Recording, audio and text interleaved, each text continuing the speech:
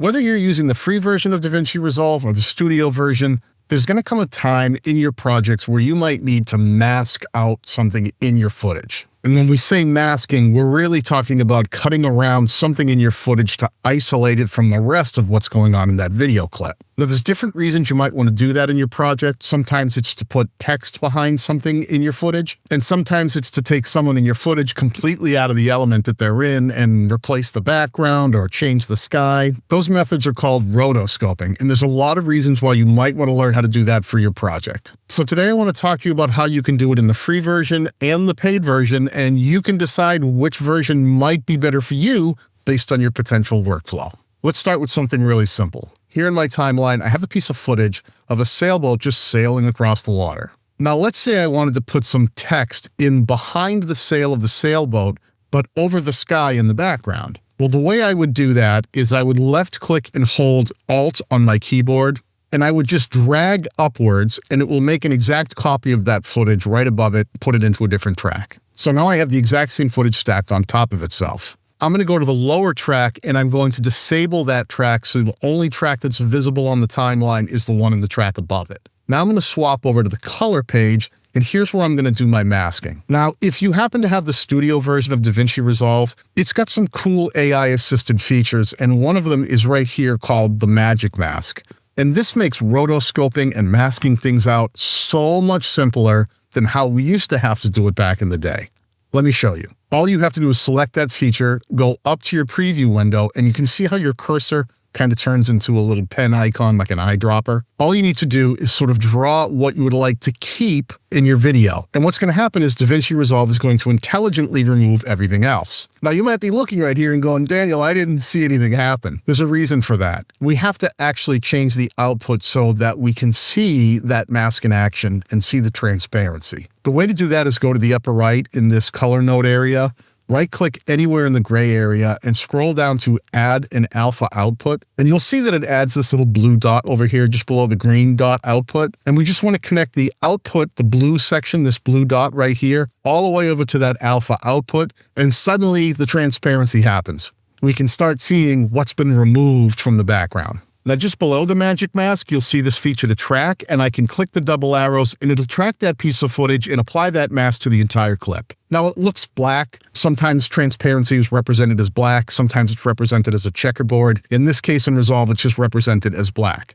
But if we go back to the edit page and we turn on the footage below it, suddenly we can see the sky again. And that's because in the footage below it, it still has the sky. We didn't remove that. Now, if I left click and grab that top track and drag it up one more time and create an open track in between the footage I applied the magic mask to and then the original footage below, what we can do is go over to the titles section over here on our tools menu, scroll down to Text Plus, left click and drag that right in between the two. I'm going to left click and hold on the end and stretch that out so it's the same length as everything else. And you can already see that the titles, they're behind the boat, but in front of the sky. Pretty cool, right? I've already masked that out so that the sailboat is on top of it. Now you can do things like select that Text Plus, go into the upper right. You can change the words. Let's change it to something more appropriate. I'll change it to sailing. I'll increase the size of it a bit.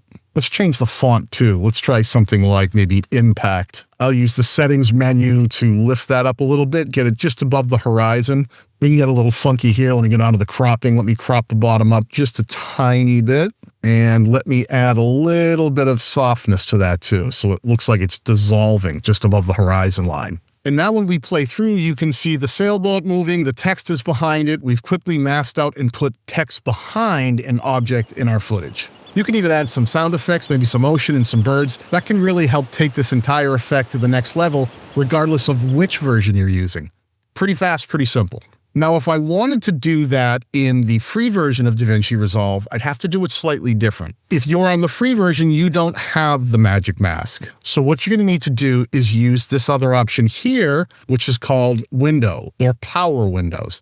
These allow us to add different types of masks right inside of the color page, and we can draw some of them manually by scrolling down. And see this pen tool right here? Just left click on that, and when it's highlighted in red, you can go up to your preview window and you can start drawing a mask all around this sail. Let me scroll in just a little bit so we can see it a bit better, but I'm going to start down here at this sail and I'm going to start drawing a mask all around the sail. Now you might ask yourself, Daniel, don't you need to mask out around the water too? But all the text that we just added was above the water line, so the only thing that's really going to come between the background and the foreground is the sail. So we can limit ourselves to just masking around the sail. And once we're below this water line, I don't have to get crazy tracing the shape of the sail. I just have to make sure I reconnect to the original starting point, because the minute I do that, you can see it has now masked everything out around it. If you don't connect your mask to the original starting point, the mask won't work. So always make sure you go back to the very first starting point when you're done with your mask and click that dot again. Now let me scroll in just a little bit, and I want to show you that we can actually adjust this mask. We could pull it out, pull it in, if they're not exactly where we need them to be. We can also do things like add an extra key point on there just by left clicking anywhere along this mask line, and we can create a little bit better mask and more mask points to get things a little more dialed in if perhaps they aren't exactly the way we need them to be. But once we generally have that mask figured out and it looks halfway decent, what we want to do is go back down and right next to this power windows option, go to the right and there is a tracker window option. Now from here, what we want to do is go down to that back and forth arrow. That's going to track backward or forward. So if your playhead is somewhere other than the very beginning of the footage, it'll track in both directions. Click on that tracker and you will see that this will now track that nice sail shape right across your entire footage. Now, if I go back to the edit page and I turn on the track below, and if I grab that text that I created on the first version that I had used the magic mask for, you'll see it's a very similar mask to what had been done with the magic mask. This is a situation where it took a little bit longer to do it manually, but the free version can work almost equally as well as the paid version, just because of how simple the mask was. But where things get tricky is when we start using more difficult footage and try to mask around it. Let me give you an example of that. Now, I do have to take a second to thank the sponsors for today's video, our good friends at Blackmagic Design, the makers of DaVinci Resolve, who sponsor content on this channel each and every day.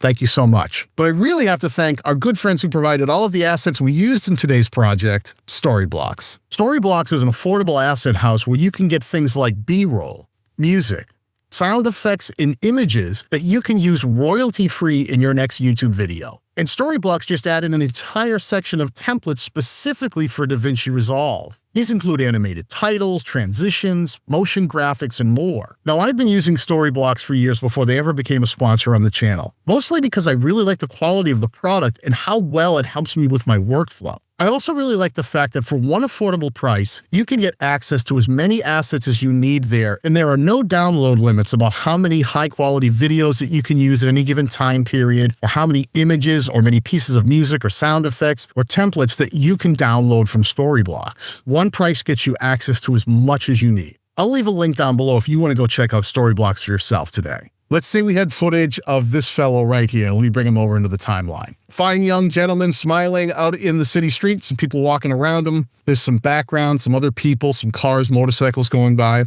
If we wanted to mask out the background and put him into a different environment, we would select that footage, go over to the color page, make sure you have that clip selected, and then we would begin the masking process. Now I'll do it in reverse this time. Let's do it with the free version, and you can see what it takes to rotoscope out this individual and remove the background and replace it. So let's start by clicking up in the right. Let's add our alpha output and connect it from that node so we'll be able to see our mask and see the transparency. Let's go over to the power window and let's select the pen icon that will allow us to draw a freeform mask. But before I start drawing my mask up here, do you see how his hairline is sort of out of frame? That can be potentially problematic if he comes back into frame for the tracking options that are available for us.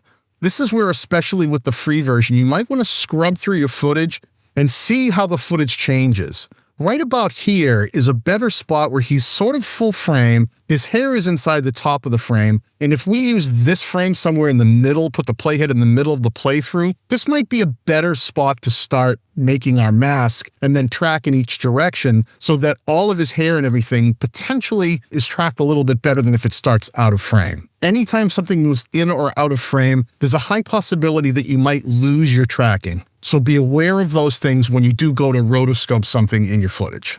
And to build this mask is the same thing I did with the sailboat. I'm literally going to have to click all the way around on all the points that define the outside of his shirt. Every time I see a change, put another dot in here. And I'm going to try to follow the contours of his shirt, his clothing, his hair, and everything that I can see to the best of my ability. I won't waste your time here. I'm going to fast forward through this and try to get this done quickly for you, but I'm going to try to do a somewhat reasonable mask. Now, I'm somewhere in the middle of this footage, which hopefully allows the tracking to be as good as it possibly can be. I'm going to leave all the options for pan, tilt, zoom, rotate, and perspective 3D on. What that'll do is hopefully follow the motion if he twists, turns, or does any kind of motion other than stay flat. Hopefully the tracker will pick up on that. And I'm going to click the back and forth option here and watch it track. So it did not a terrible job. I can see some obvious problems here, as you can see the whole bottom moved up with it. So now I'm going to have to make some adjustments, and this is where it can get tricky. Now, if you happen to have your scopes enabled over on the right, what you want to do is go over here and click on the keyframes option. This is where the playhead is about maybe 40% of the way through the clip, which if you look up here, that's exactly where the playhead is up here in the preview window. And this looks pretty decent here. So what I'm going to do is I'm going to activate both the corrector and the sizing because I'm not sure what I'm going to have to change in this. I'm going to right click and I'm going to add a dynamic keyframe. It actually just added them into the corrector section. That's the only thing I've changed. Now what I'm going to do is I'm going to move this playhead backwards and watch for errors. I can see errors already.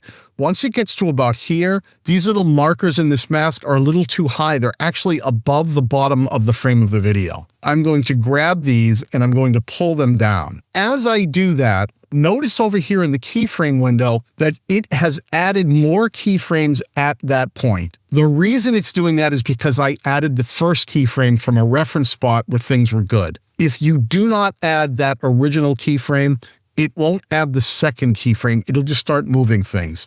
So always make sure that you find your right spot right from the beginning, set a keyframe in if you plan on changing the shape of this mask and modifying the tracking. Now I'm going to zoom out a little bit more and I'm going to move a little bit more backwards and see what happens. When I get to about there, you can see it's doing some of the same thing. It's lifting up a little bit too close to the bottom here. So I'm just going to pull this out a little bit, bring them down. And you can see in the lower right, it's added keyframes. I've modified the tracking mask. I play through, it gets to about that middle section, and it's pretty good. It's not too bad. There's some problems with his hairline, but we can solve those too. This isn't going to be perfect. You could spend all kinds of time sitting here and dialing this in, but you get the idea that you can manually draw a mask, you can track that mask, and then you can create keyframes that'll work with that mask if you're in the free version. Let's grab some footage to put behind him. Yeah, we'll stick him in a lava field. This poor fella, he's out working the lava fields of Venetia 12. You know, that all lava planet that we've all heard about so many times. And if we come back over here and we select this, you'll now be able to see that lava field behind him. Now, I've already showed you how to find and use the magic mask, so let's apply one onto this piece of footage and see if we can tell the difference. Look how well it has cut him out. Now let's try tracking it. I don't have to go to a different feature. I can just use the back and forth arrows here, click that tracking inside of the magic mask, and let it do its thing. Right off the bat, you can see what a great job it did cutting him out of the background. Much better than I was doing in the amount of time that I was working on it. And you can see down below here on the right, you have options to do some other things with this. You can increase the blur radius a bit. You can increase the radius itself, tighten that up a little tighter to him, and tweak some of the edge of that mask to get a little bit more crisp or a little softer if that's what you desire. Let me go back over to the edit page, and here's the first mask I started with myself that still needs a lot of work. You can see the flaws there. Let me go to the second one that the magic mask did in seconds. Much better, much cleaner, much crisper. not a lot of work involved, and I got the mask that I wanted quickly. Now, if you're using the free version and you have the time and patience to rotoscope everything and adjust each one of those mask points and keyframe them and adjust the edges and soften it up and get it just the way you want, it can be perfect, especially when you have footage like that sailboat. But as your footage gets trickier, you're going to find that manually rotoscoping with any video editing software is always going to be harder than using some AI-assisted tools. If you want to learn more editing tips and tricks in DaVinci Resolve, click on the video that I have on screen now or the ones that I'll link down below. Peace.